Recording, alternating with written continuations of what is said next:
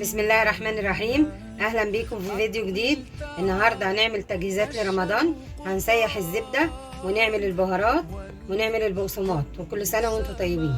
اول حاجه هنعملها في التحضيرات، معانا 5 كيلو من الزبده هنسيحهم. بسم الله الرحمن الرحيم. وبعد ما فتحنا الكميه كلها هناخدها على نار هاديه عشان نسيحها.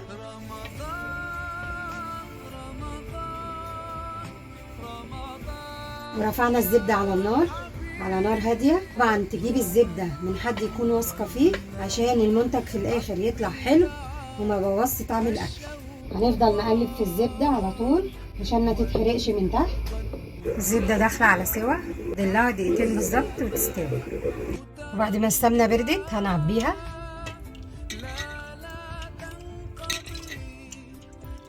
وبعد ما عبينا السمنة حطيناها في البرطمانات. وادي المرطة.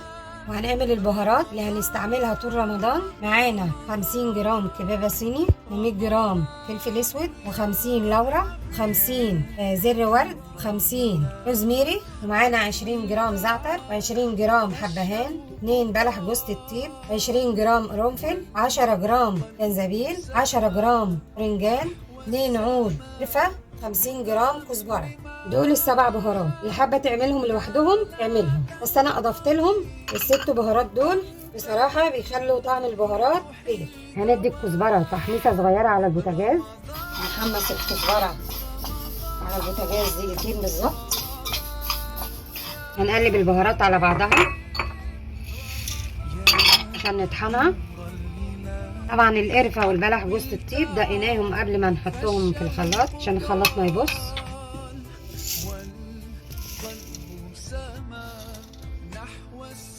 نقلناها في طبق اكبر عشان نقلبها عشان كلها تدخل في بعضها، وهناخدها نطحنها. بعد ما طحنا البهارات هنعبيها في البرطمانات الصغيره ونحطها في التلاجة. عندك فينو بايت هتجيبيه تقطعيه وتحمصيه في الفرن عشان تبقي تقلي بيه البانيه.